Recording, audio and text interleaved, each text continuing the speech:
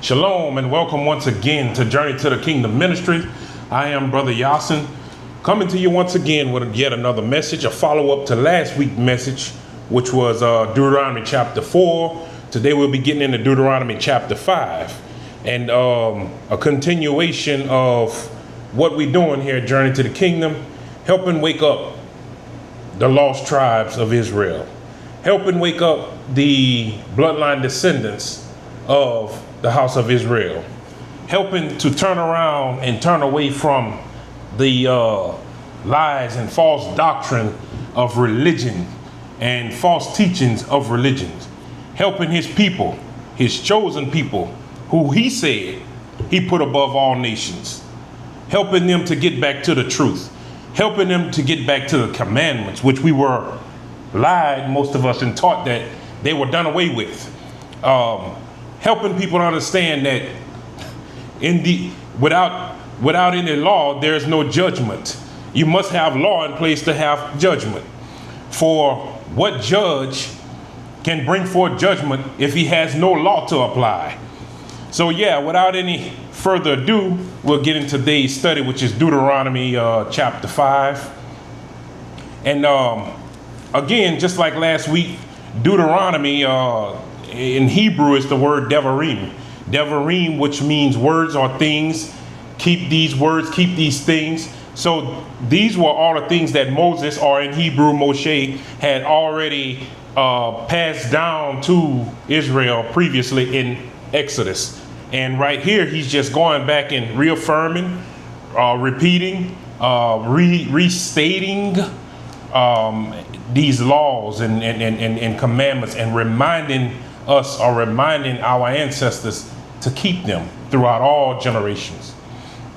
So just keep that in mind as you study this book, or study this chapter, or these studies we're talking about. Deuteronomy in particular, with Devarim, means to keep these words. And of course, when we say keep, we don't mean put them in a box and put them in a file cabinet. We don't mean put them in the freezer. We mean keep means to protect, to not lose them, not forget them, not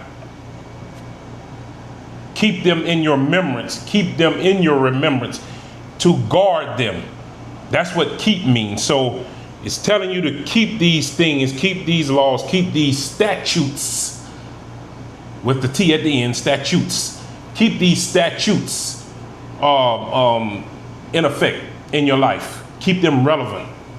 Keep them prevalent and relevant in your life throughout all generations, in your family throughout all generations, in the nation of Israel throughout all generations.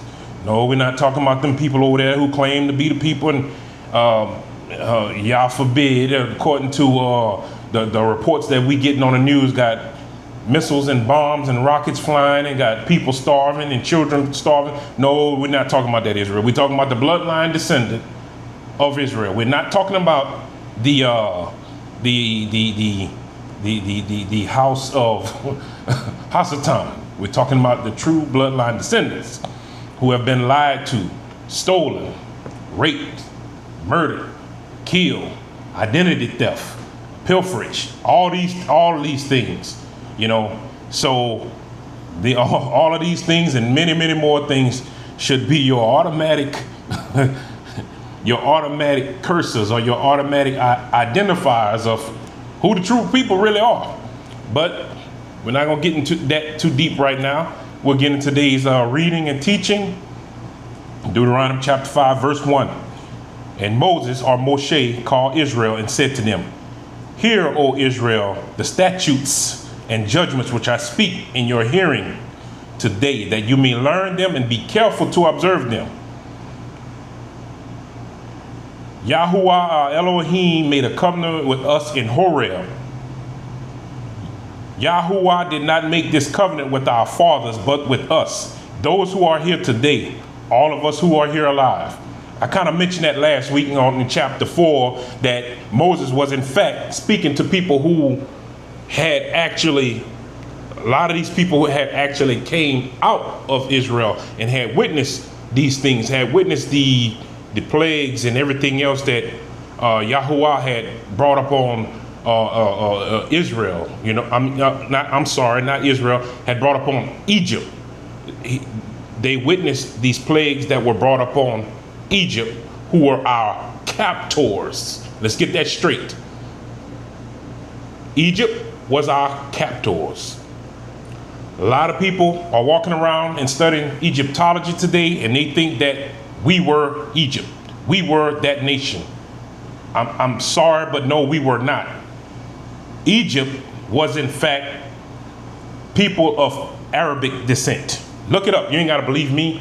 I don't want you to believe me. I want you to figure it out for yourself. I want you to get proof for yourself. This was a nation that enslaved us. This was a nation that enslaved Israel. This was not Israel. However, while we were there, they picked up a few things from us, but more than anything, just like always, just like right here in America, we picked up a lot of habits from them. We picked up a lot of religion from them. We picked up a lot of dung beetle worship and whatever else from them. That's always been a problem in Israel. It's a problem right here today. It's what we address here today, what we address here at Journey to the Kingdom Ministry, part of what we address. The religion and religions, false religions that we have picked up on our journey throughout enslavement and are still yet and still today being in the lands of our captivity. Now, we know that none of us alive here today ever saw captivity personally ourselves, but yet we are descendants of captives. And we are still living in the land which we were held captive, a lot of us. So, a lot of things, religious speaking, were forced upon us, and some things we have never let go. The things that weren't religiously forced upon us through slavery and other means are, fast forward here today in the Gregorian year 2025, some things were not forced upon us, but they are and were all around us all throughout history.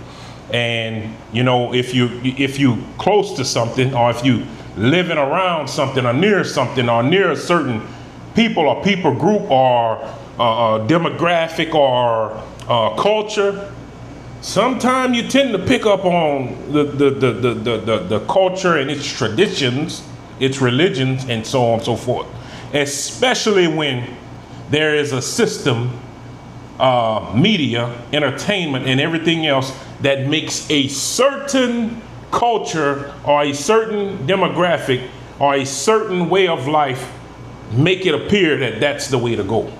Make it appear that that's the way of prosperity. Make it appear that that's the way of comfort, and that's the way to go along and get along, perhaps even in life. That's the way to go through this life and go through this society without creating too many ripples. So when you have a system that's fashioned to make you feel and think that way, well, quite naturally, a lot of people are going to kind of drift and go that way because it's the norm. It's the norm. It's the broad path. A lot of people going to go that way. But back to today's message. We were in Egypt, and some of these people had seen the plagues that Yahuwah had placed upon Egypt in order to provoke them into letting us go. So verse 3, Yahuwah did not make this covenant with our fathers, but with us, those who are here today, all of us who are alive. Yahuwah talked with you face to face on the mountain from the midst of the fire. And I stood between, meaning Moses, I stood between Yahuwah and you at that time to declare to you the word of Yahuwah, for you were afraid because of the fire, and you did not go up to the mountain. He said, this is the commandments, the 10 commandments, the popular 10 commandments. This is Moshe saying, he said, he meaning Yahuwah. I am Yahuwah your Elohim, who brought you out of the land of Egypt, out of the house of bondage. Commandment number 1. You shall have no other gods before me. Commandment number 2. Let me stop. Commandment number 1, you shall have no other gods before me. Doesn't mean that it's a chain of command. You can't have any other gods before me. This is the general, and then this is the colonel, and this is the lieutenant. No. He's saying, don't bring any other gods in my presence. That's what he's saying. Don't let me visually see you before me worshiping another Yahuwah, worshiping another Elohim, worshiping another Elohim, another God. Don't do it. That's what he's saying. So there's no hierarchy. There is no hierarchy. He is Elohim. He is the Most High, per se. He is. These other, per se, gods have nothing to do with him. There's no chain of command. He's not related to them. It's not like this is the military or something and he has other gods underneath him that follow and file behind him. No. They are pagan.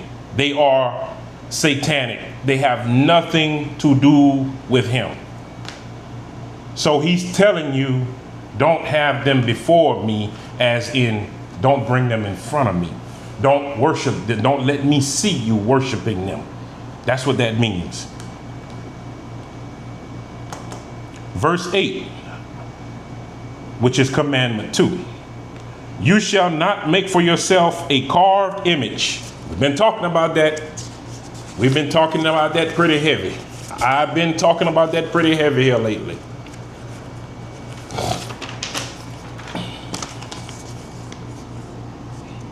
Verse 8, commandment number 2. You shall not make for yourself a carved image of anything that is in heaven above or on the earth beneath, that is in the water or under the earth. You shall not bow down to them nor serve them. Once again, not sure if you can see the lady down here. Of course, this is on a pedestal. Although she may not be bowing down, but it's lifted up on a pedestal. Same principle. She's touching the feet. Same thing with this fella. He's checked out of office. He's checked out of office earthly as well a couple of months ago. Reaching, touching the feet. Same thing here. This individual down here at the bottom, actually kneeling, bowing to this statue. Second commandment, verse 8, tells us not to do that. He didn't speak in any uncertain terms. He told us not to do it. You shall not make for yourself a carved image of anything of any likeness. That's verse 8. That is in heaven above, nor in the earth beneath, nor as in the water or under the earth. You shall not bow down to them, nor serve them. For I, Yahuwah, your Elohim, am a jealous Elohim, visiting the iniquity of the fathers upon the children to the third and fourth generation, to those who hate me. To those who hate me. Do you hate Yahuwah? Do you hate Elohim? We're not talking about earthly man-defined hate. We're talking about the way that Elohim and Yahuwah defines hate. Do you hate him? Well, let's see what Yahuwah, Elohim, and Yahushua HaMashiach defined as hate.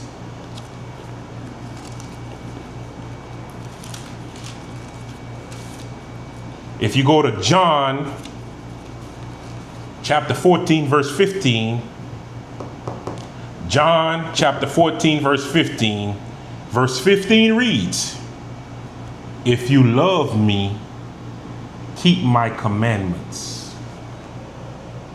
It's not Brother Yasin. John chapter 14, verse 15. And this is Hamashiach speaking. It's in the red in your Bible. And it says, if you love me, keep my commandments. So,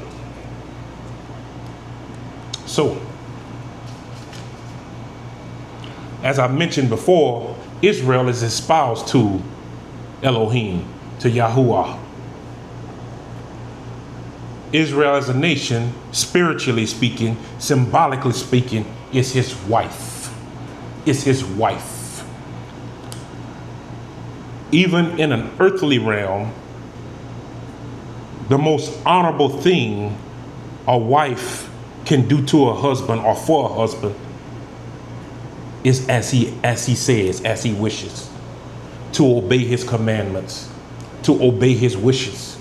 That's the most respectful and honorable thing that she can do. That's the language of love to a man. The language of love to me as a man is if my wife does what I ask her to do. I don't need roses once a week, once a month, once a year. I don't need fancy gifts from her. I don't need a Hallmark card. I need you to submit to my wishes. I want you to submit to my wishes. When I see you have submitted to my wishes and my will, within reason, I'm not saying go out there and follow any fool, go and be espoused to any fool who's going to tell you to do some ungodly things. No. If that man lines up with Yahuwah or tries his best to,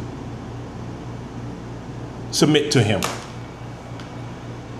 And when he does, and when you do, you are showing that you love him. You are showing that you respect him. Well, what's the opposite of love? Hate. Hate. Back to verse 9. You shall not bow down to them nor serve them, for I, Yahuwah your Elohim, am a just Elohim, visiting the iniquity of the fathers upon the children to the fourth, third, and fourth generation of those who hate me. John chapter 14 verse 15 says, if you love me, keep my commandments. If you love me, keep my commandments. If you love me, you will keep my commandments. He's telling you the same thing I just explained about an earthly husband and wife. Remember, Israel is espoused, is the wife of Yahuwah. As discussed in previous messages, several, as discussed last week in Deuteronomy chapter 4. I mentioned it. So, the biggest way we can show Elohim that we love him is to keep his commandments.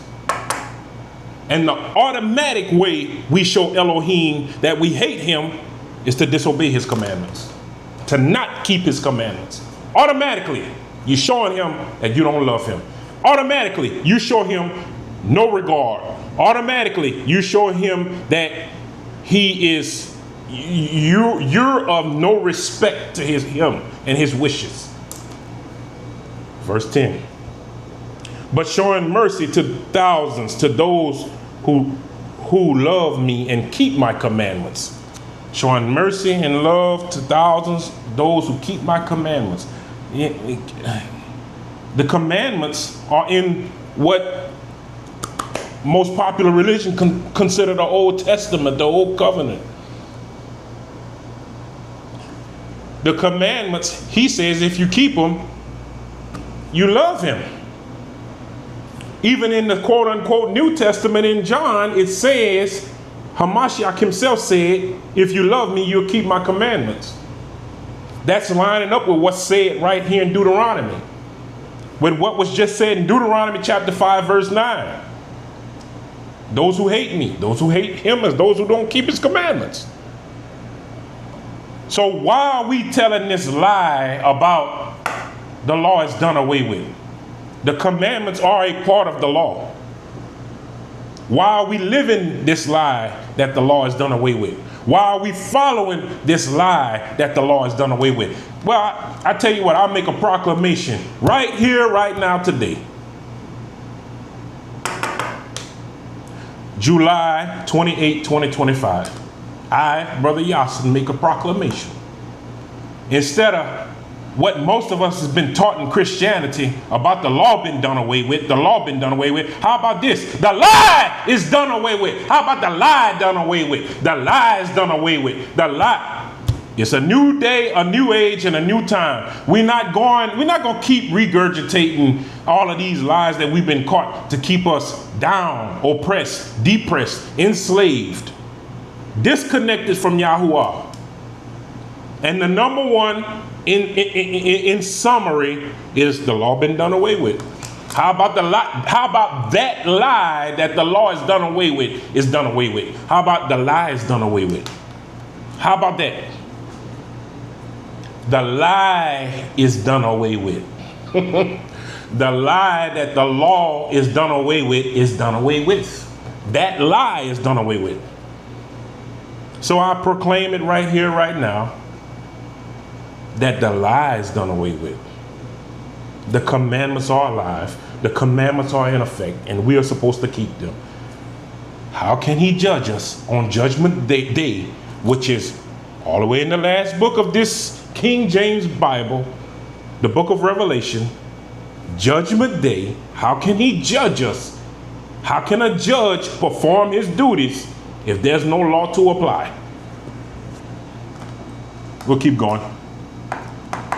Verse 11, you shall not take the name of Yahuwah your Elohim in vain, for Yahuwah will not hold him guiltless who takes his name in vain. I know most of you, like myself, was taught, oh, don't just say Jesus. Oh, don't say Lord. You're taking the Lord's name in vain. You're taking the Lord's name in vain. Lord is not a name. Jesus is not his name. No J in Hebrew. Jesus is a Greek and Roman and Italian word, really from Italian or from all of those, a little bit of what do you call this? This Greek, all of these pagan gods and all of this Zeus and all of this. It's a hodgepodge of all of that. That's what Jesus is. Jesus is not his name. The Bible clearly tells us that he comes in the Father's name. The Father's name is Yahuwah, Y-A-H. His name is Yahoshua. He comes in the Father's name. He's named after his Father. Well, if the Son's name is Jesus, well, what's the Father's name? I'm waiting. The Son's name is Yahoshua, and he comes in the Father's name. I'm sorry. The Son's name is Yahoshua HaMashiach, and he comes in the Father's name, which is Yahuwah. Y-A-H and Y-A-H. As studied and talked about in previous messages or in earlier messages, or in the early messages of this ministry. Hallelujah. All praises to the Most High Yah. He has a name. It's telling us right here in verse 11, which is actually the third commandment. Do not take his name in vain. God is not a name, as we've said 50 million trillion billion times here at this ministry. Lord is not a name, as we've said 50 million trillion billion times at this ministry. God is not a name. Lord is not a name. And Jesus is some man-made stuff, a hodgepodge of all type of Greek gods and whatnot that has nothing to do with the Hebrew origins of his name, which is Yahushua HaMashiach. And the Father's name is Yahuwah. You don't think so? Well, let me see. If I remember correctly, we've discussed this before. See if I can find it off the top of my head. Psalm 68. Psalm 68, verse 4. Psalm 68, verse 4. Sing to Elohim, sing praises to his name. Extol him who rides on the clouds. By his name, Yah, Y-A-H. Check your Bible, Psalm 68, and see if it says Y-A-H. Capital Y-A-H right there. It says, sing praises to his name. by his name Yah, Y-A-H. Oh yeah. Oh yeah, the powers that be that didn't want us to know who he truly is and what his name truly is and what our names truly are. That's why they changed our names. But the powers that be and that changed all of the names in this book, they left it right there. They left it right there, whether intentionally or not. Well, they tell us that Hasatan is a trickster. One of the true signatures of a true trickster is he's going to leave some stuff right in front of your face. It wouldn't be a trick if you wouldn't get fooled. He's got to leave an element of foolery there to you, for you. That's an element of foolery right there. All throughout this book, God, Lord, all of this, Jesus, but right here it says Yah. Psalm 68, check it for yourself. Psalm 68, verse 4. Back to today's message. Deuteronomy chapter 5, verse 11, third commandment. You should not take the name of Yahuwah your Elohim in vain.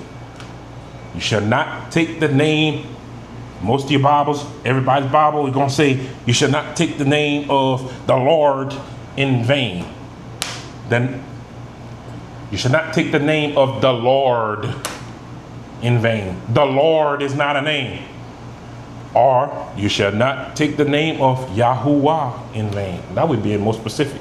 You shall not take the name of Tom in vain. You shall not take the name of Jan in vain. You should not take the name of Sue in vain. You should not take the name of Bob. Give me a name specifically that you're telling me to not take in vain. Not a title, not the Lord. It don't make sense.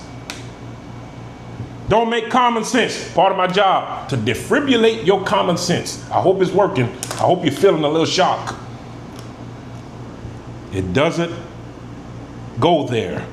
The Lord, Yahuwah, is the name that you're not supposed to take in vain. By us not. The definition of the word vain, or one of the definitions, is useless. Useless. So it's telling us not to render the name of Yahuwah useless.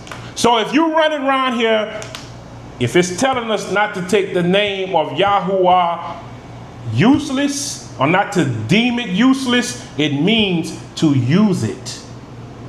So if we run around here and somebody's name is Bob, but we're calling him the Lord, or we're calling him boss, or we're calling him man, dude, homie, we're taking the name Bob in vain because we're not using it. We've rendered the name Bob useless, and instead of calling Bob Bob, we're calling him man, dude, bro, homie, boss, chief.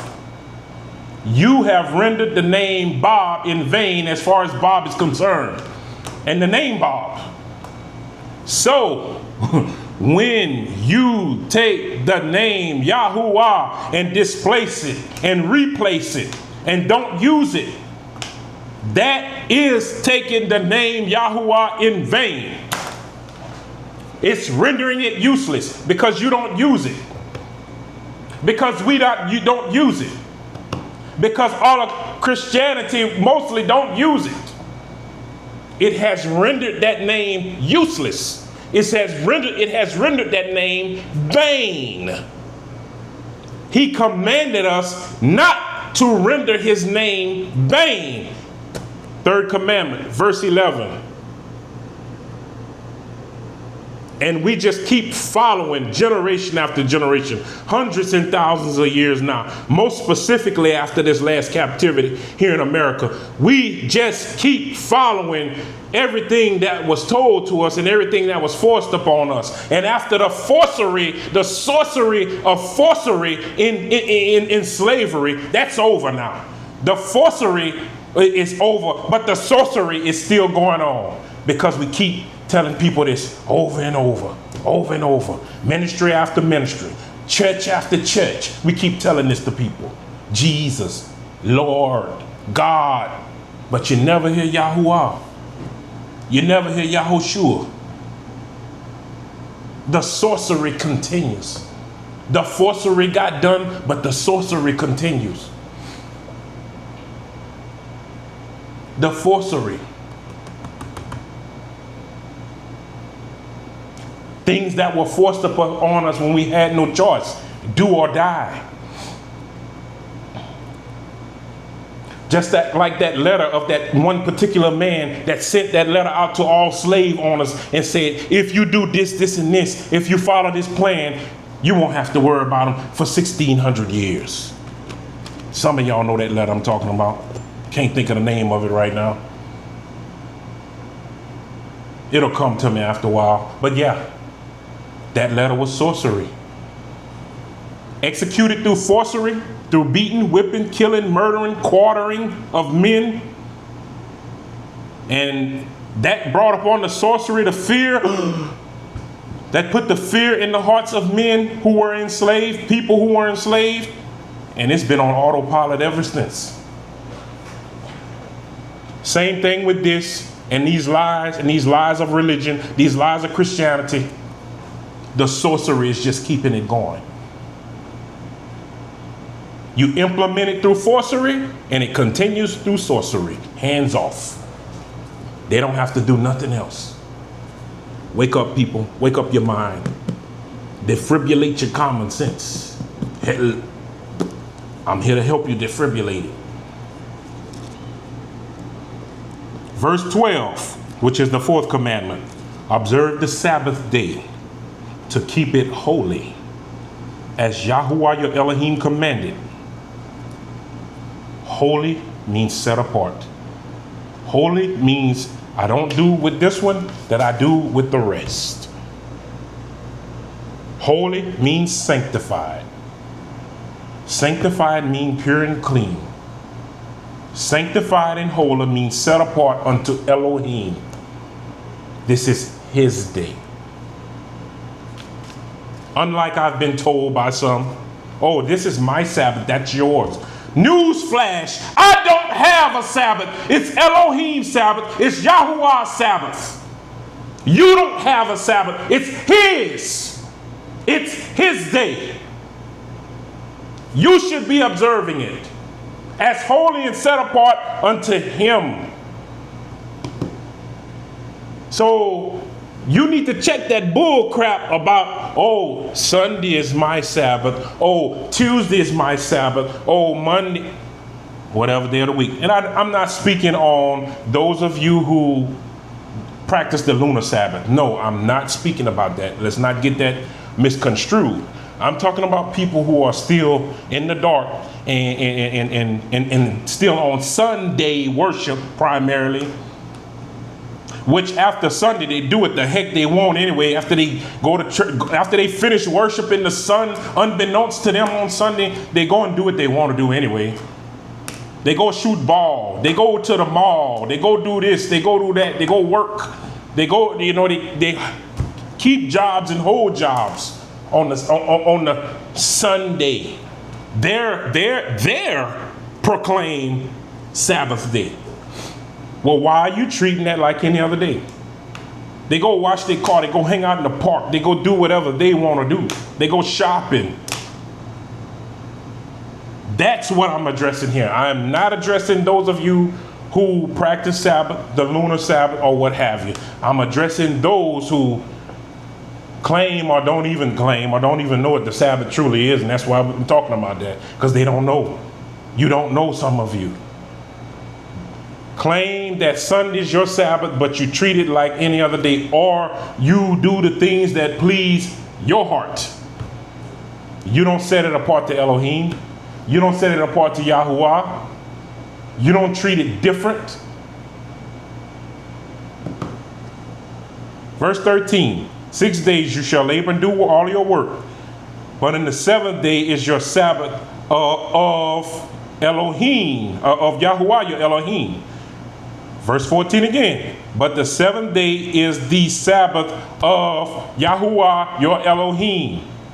It's the Sabbath of Yahuwah, your Elohim, not the Sabbath of John and Fred and Susie or Robert or Jane. No, it's not. It's not your Sabbath. It's not my Sabbath. It's verse 13, the Sabbath of Yahuwah, the Elohim. It's not yours. Get it right. If you could just get that right in your head, maybe you'll see the true significance of it. It's his day, not yours. In it you shall do no work, you nor your son, nor your daughter, nor your male servant, nor your female servant, nor your ox, nor your donkey, nor any of your cattle, nor your stranger who is within your gates, that your male servant and your female servant may rest as well as you. So, just elaborating on verse 14. You shall do no work. In it you shall do no work, nor your son, nor your daughter, nor your male servant, nor your female servant. Now we know, for the most part, we don't have servants these days. They're not legally or per se, not legally unless it's you're incarcerated. 13th Amendment. Nor your male servant, nor your female servant.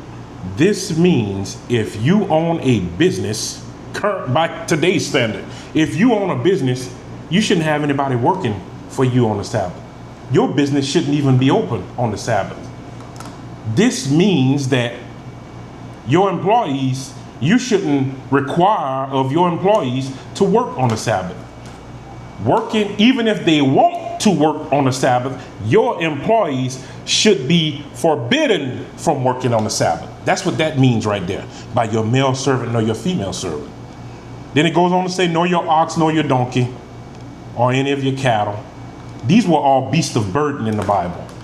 Ox, donkey, cattle, they pulled plows, they carried carts, they did work. They pulled loads, they pulled logs, they did work.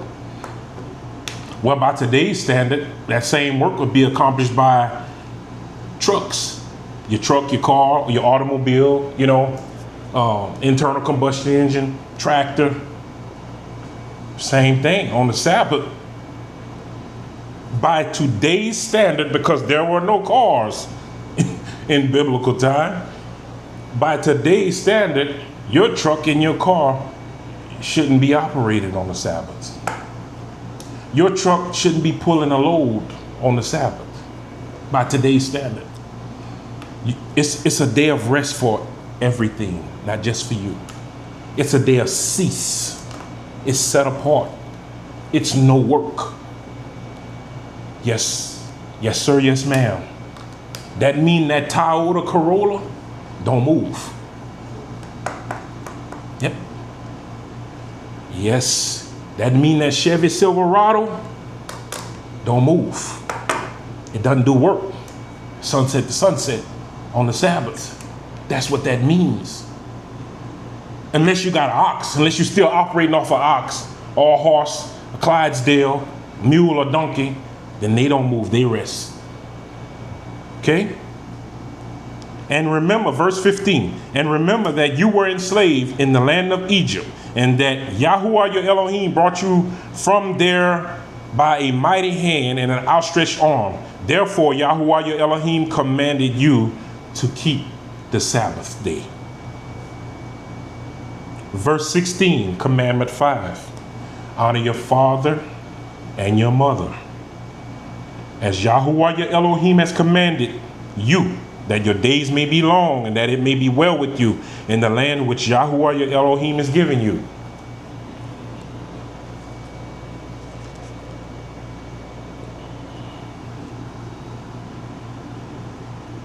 Some of you,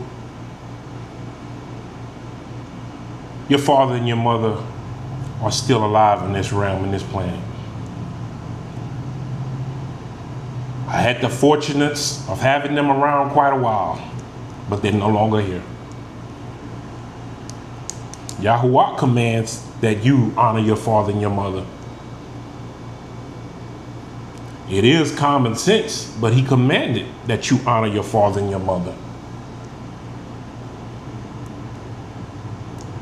To honor your father and your mother means to show utmost respect.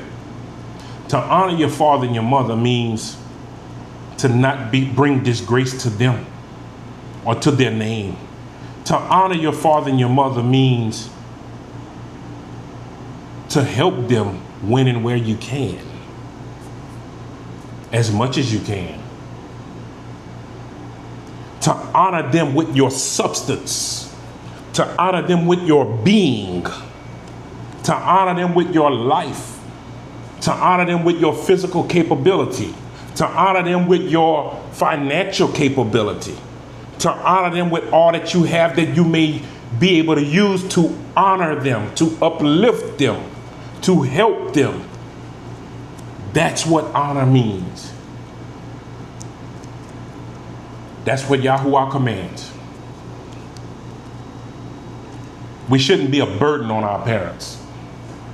Some of us did that from age 0 to 18.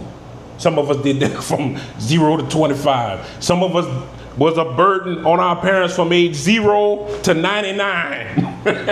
Let's be real. Let's be real.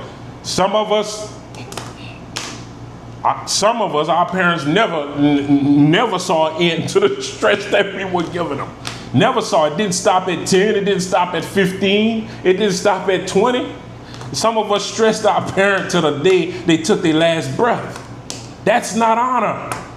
That's dishonor. It's not honor. Honor your parent. Give them a break.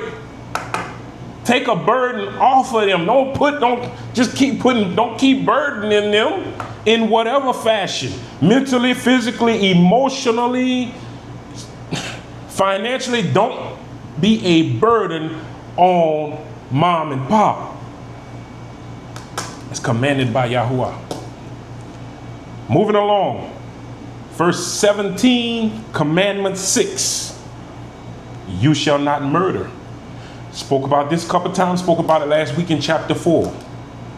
Your Bible may say kill. The commandment is actually murder. We talked about the difference between murder and killing. There is a difference. Go back in previous video, check that out. Murder and killing is two different things.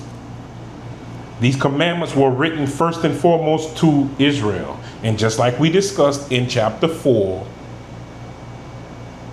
they were to be on display to the other nations to show that indeed this is a wise people, that other nations would adapt these rules, adapt these laws, statutes, and commandments, which some did, most did for the most, like I've explained last video and prior videos.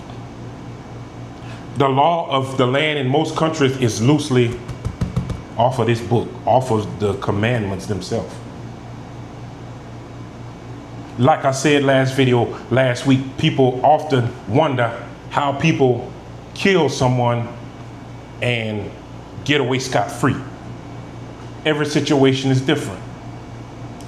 But there's a difference between killing and murdering. That's why even in today's man's law, there is murder, first degree, second degree, what have you, manslaughter, vehicular manslaughter, homicide, ... I think you get it. That's why it's not the same thing. The commandment he gave us, back on subject, the commandment he gave us, verse 17, you shall not murder. You shall not take an innocent life.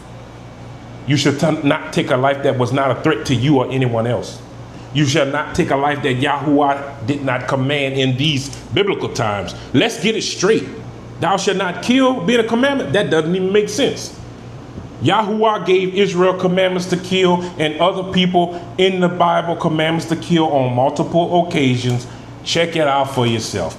Ding, light bulb just went off in a lot of y'all head. So how could that be a commandment if Yahuwah himself gave commandments to kill? Killing and murder is not the same thing. We discussed that with manslaughter in chapter 4 last week. Moving right along, verse 18. You shall not commit adultery. 7th commandment. Self-explanatory. I won't get into that one. Verse 19. You shall not steal. 8th commandment. Self-explanatory. I won't get into that one. Yeah, and even if you take a pen from your job, it's stealing. Guilty. We've all done it. We've all broke some of these commandments at some point in time or other in our lives. We've all done it. You shall not, verse 20, you shall not bear false witness against your neighbor. That's the 9th commandment. You shall not bear false witness against their neighbor. Well, what does that mean?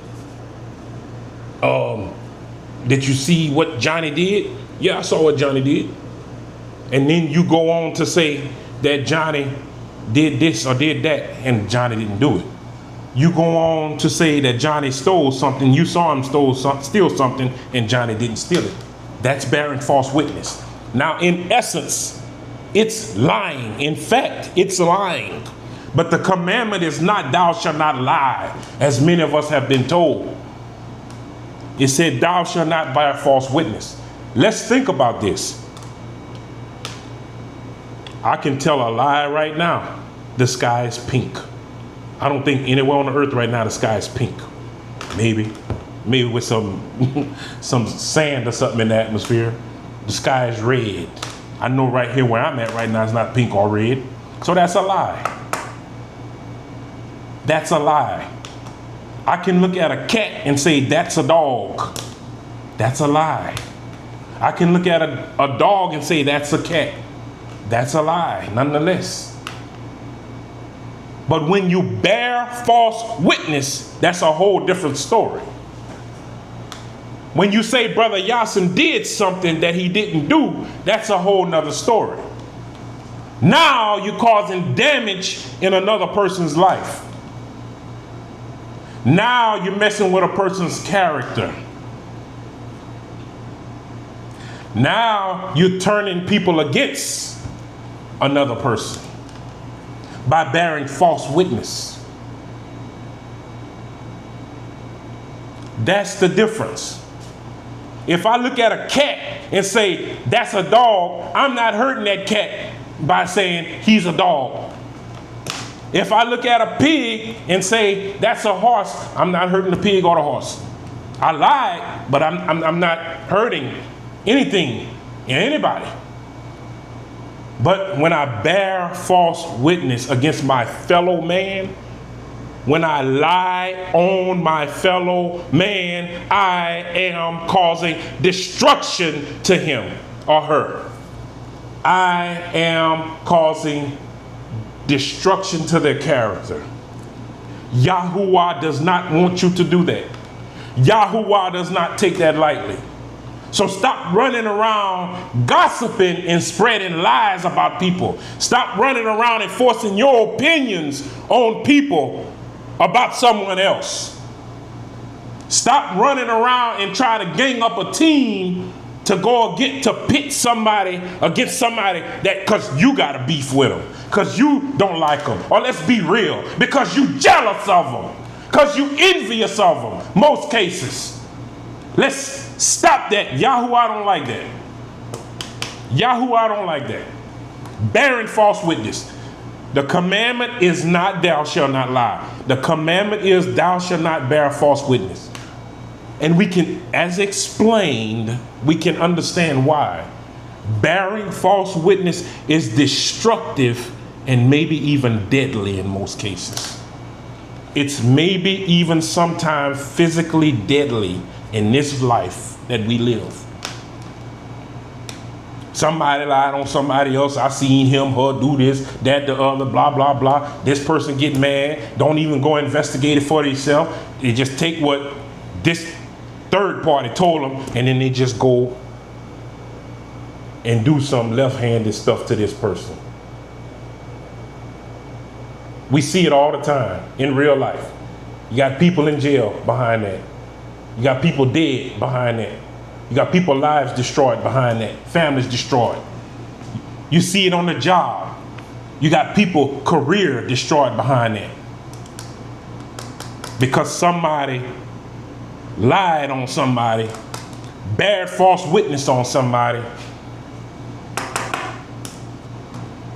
Let's be real, because they wanted the position and they didn't want the other person to get it. That's the destruction. That's the bull that y'all don't want. And that's why the commandment is thou shalt not bear false witness. It's not thou shalt not lie. It's not thou shalt not lie. Oh, this wall is black. Everybody see that wall ain't black. I told a lie, but did I hurt anything by telling that lie? No.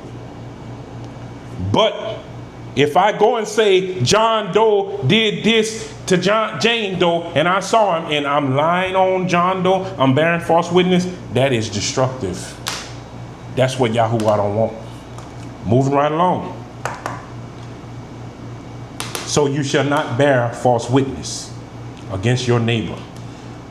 Verse 21, which is also commandment 10. You shall not covet your neighbor's wife, and you shall not desire your neighbor's house, his field, his male servant, his female servant, his ox, his donkey, or anything that is his neighbor. His wife, his house, his field, his male servant, his female servant, his ox, his donkey. It doesn't mean that if your neighbor got a wife, you want a wife, that's fine. You should want one. Don't want his wife. Don't covet his wife. That lady in particular. You should not deny his house, or you should not desire his house.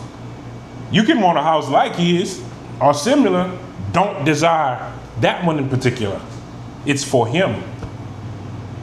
See, if I desire that lady, then I'm probably going to pursue that lady. If I desire that house, then I'm probably going to try to do some wickedry to get that house.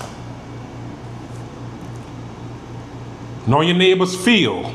He got a field, 1 acre, 1 million acre, and I want that one. He got 1 acre right here that's not for sale, but next door to him is 10 million acres on sale for $2, but you're not going to buy the 10 million acres for $2. You want your neighbors. You want his. You want that one. That's what that means. That's what that means. That's when envy and jealousy and bearing false witness and all these things come in. So that's why he's telling us, don't desire something that belongs to the next person, that in particular. If you desired it, if you desire his land and you proposition him, hey, are you interested in selling it? And he says no, end of discussion, end of desire. Look the other way, find another one. Nor his male servant, his employee, or his female servant, or his ox, or his donkey, his truck, his car, his tractor. Don't desire his. Go right on down there to Chevy, Ford, Toyota, or whoever, Nissan, Yugo, Oldsmobile, Buick. Go get one that belongs to you. They didn't break the mold when they built his truck. You can get one similar to it. Go get you one. Don't touch his. Go and get your own. You like the way his is? Get you one similar to his. Don't steal his. Don't covet his. So that's the 10. That's the 10. We're going to continue reading and finish up this chapter. These words Yahuwah spoke to you, to all your assembly, in the mountain, from the midst of the fire, in the cloud, in the thick darkness, with a loud voice. And he added no more, and he wrote them on 2 tablets of stone and gave them to me, Moshe. So it was when I heard the voice from the midst of the darkness, while in the mountain that was burning with fire, that you came near me, all the heads of your tribes and elders. And you said, surely Elohim, Yahuwah is our Elohim, Yahuwah our Elohim has shown us his glory, his greatness. We have heard his voice from the midst of the fire, his voice from the... We have seen this day that Elohim speaks with man, yet he still lives. Now therefore, why should we die? For this great fire will consume us. If we hear the voice of Yahuwah Elohim anymore, then we shall die. For who is there of all flesh who have heard the voice of the living Elohim speak from the midst of the fires we have and lived? You go near and hear that all that Elohim, Yahuwah Elohim may say, and tell us all that Yahuwah Elohim says to you, and we will hear and do it. So the people are telling Moses, kind of like, hey, look, we don't want to play around with this. You go in his presence and you let him tell it to you, and then come and convey it to us. They had a healthy respect and a healthy fear for Yahuwah. Then Yahuwah heard the voice of your words when you spoke to me, and Yahuwah said to me, I have heard the voice of the words of these people, which they have spoken to you. They are right in all that they have spoken. Oh, that they have had such a heart in them that they would fear me and always keep my commandments, that it might be well with them and with their children forever. Go and say to them, return to your tents. But as for you, Moshe, stand here by me, and I will speak to you all the commandments, the statutes, the judgments, which you shall teach them, that they may observe them in the land which I am giving them to possess. Therefore you shall be careful to do as Yahuwah your Elohim has commanded you. You shall not turn aside to the right hand nor to the left. Keep all the commandments that I'm giving you, commandments and statutes that I'm giving you. You shall not turn to the right or left. That's what we know as the straight and narrow path. It's easy to go to Broadway. It's a little more challenging to go walk on the straight and narrow path. You don't have much room for error. You can't stop here and play with daffodils. You can't get off the straight and narrow path and, cast your reel in the pond over here.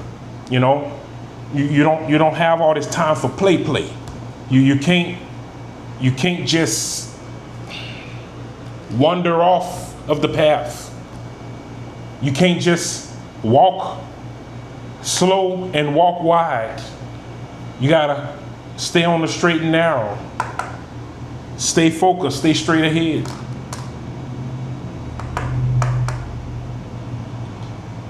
That's what he means by verse 32, you shall not turn aside to the right hand nor the left. He's telling you, do not veer away from these commandments. That's what he told our ancestors. And if we follow in him and love him, and if we follow in his commandments, that's what we're supposed to do. Because yet this is a commandment to not steer far from these commandments, not to turn aside to the left or the right, not to disregard these, not to forget them, not to look away from them to the left nor to the right. He's telling us, don't look away, don't turn away from, don't turn aside from them. He's telling us to keep them front and center. Keep these commandments front and center in our lives. Verse 33, you shall walk in all the ways which Yahuwah your Elohim has commanded you, that you may live. Not just talking about here in the flesh. Remember, in these verses, in these commandments, we are promised eternal life. We are promised life ever after. That's part of the judgment and the judgment day. Did you follow these rules? Did you keep these statutes? Did you keep these commandments? If so, then you are granted millennial reign and beyond that, eternal life. If not, you're condemned to hell and the lake of fire. Don't let people fool you or keep fooling you that these laws are done away with. No law, no judgment. Verse 33, you shall walk in all the ways that which Yahuwah your Elohim has commanded you, that you may live, and that it may be well with you, and that you may prolong your days in the land which you shall possess. You will prolong your days in the land that he gave to us. We're not in that land no more. With obedience to his law, we'll be back in that land, but he removed us from that land. He removed us from that land due to disobedience. He removed us from that land by the hand of the heathen, by force, by might, death and destruction. So that was Deuteronomy chapter 5.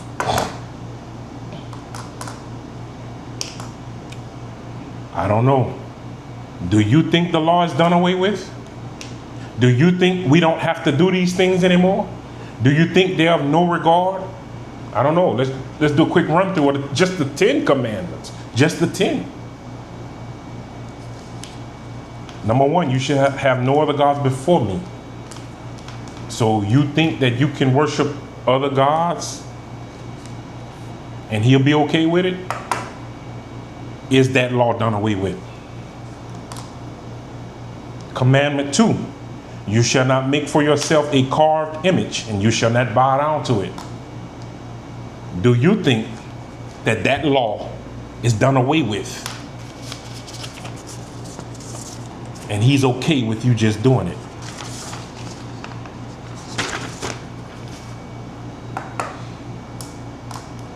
Commandment 3. You shall not take the name of Yahuwah your Elohim in vain, meaning render it useless. His name is Yahuwah. Do you use that name, or have you rendered it useless? Do you use that name, or have you been taught from birth and through childhood into your adulthood to render it useless? That it is of none effect, that it is not a conversation piece, that he is not to be addressed by it. Is that law done away with? Not to use his name in vain. Call him Lord, not a name. Call him a title, Lord. Call him God, not a name, God. Have you rendered it useless? And do you think that it's okay for you to do that because the law's done away with? You think it's okay for you to call him Lord, which is a title? You think it's okay for you to call him God, which is a title? You think it's okay for you to call him Jesus, which has pagan roots, to Greece, Rome, and Italy, and has nothing to do with Hebrew and Hebrew culture and Hebrew language, and there's no J in the Hebrew alphabet, when he says, and it says in this book, that he comes in his Father's name, Yahuwah, his name is Yah. So do you think that that's done away with, and you don't have to use the name Yahuwah, and it's of none effect? And fourth commandment, observe the Sabbath day to keep it holy. Is that commandment done away with?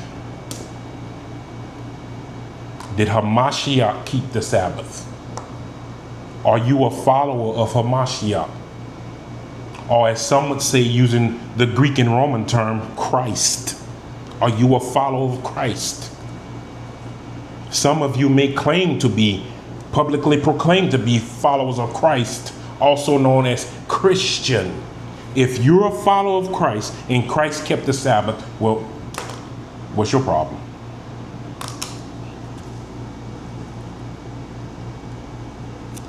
Commandment 5, honor your father and your mother. Or you think you could just disrespect them, disregard them, treat them like they don't exist, throw them in a corner, leave them alone, whatever, what you think?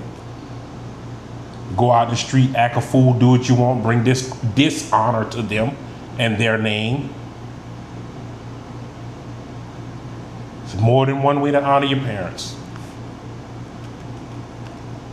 It's more than one way to dishonor them too.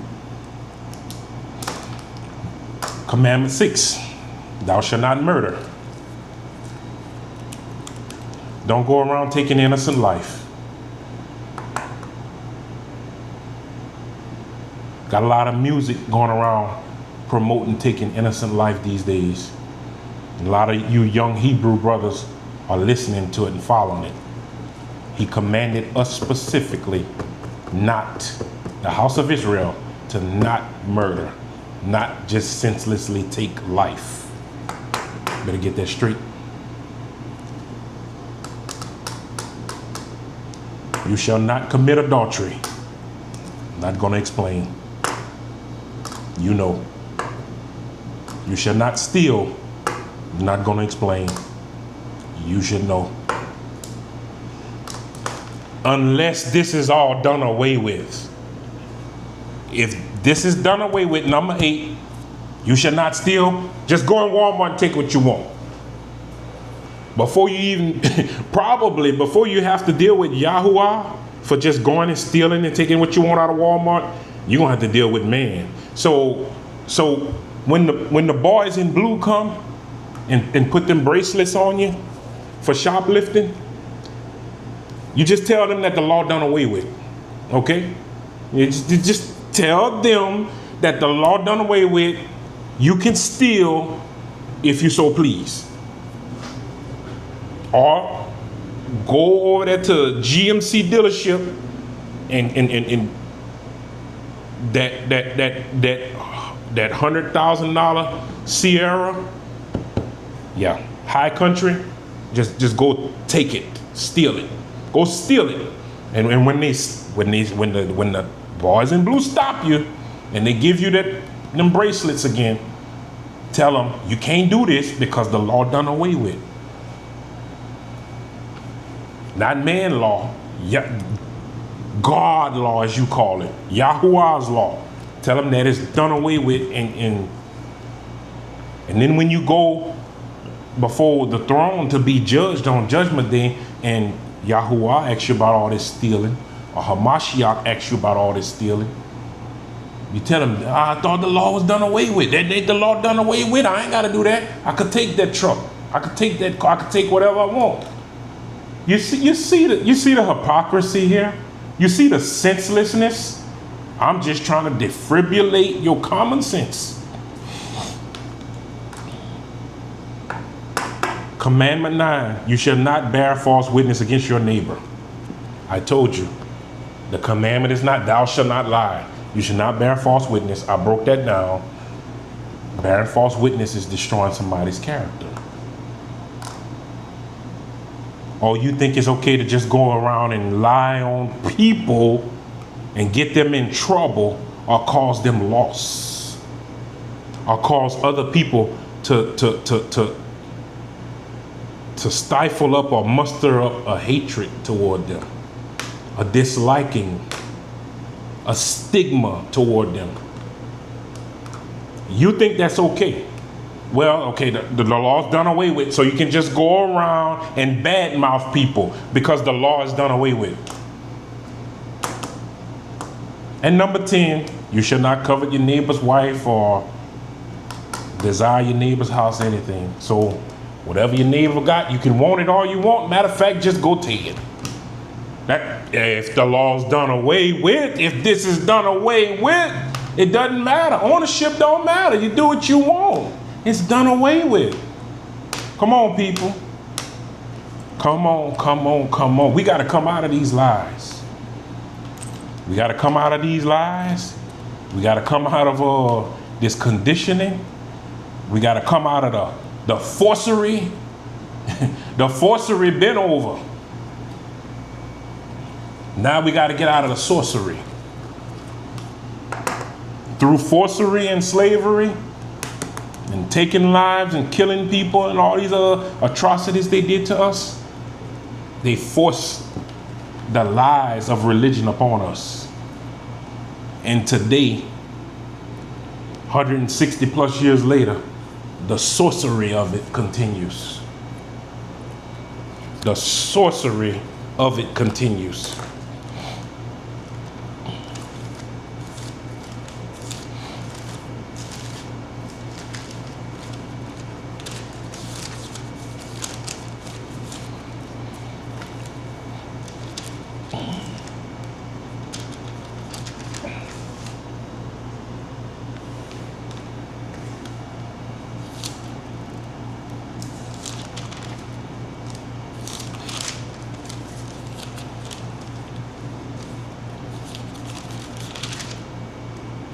I was looking for another scripture to back up what I'm telling you here today. I can't find it at the time, but we will cover it in future. We will cover it in the future. I'm glad that you joined. I'm glad that you clicked on. I hope you stayed on. I hope you listened to the end. I hope you got something out of this. I hope you benefited from it. And I look forward to bringing more messages to you in the future. Shalom.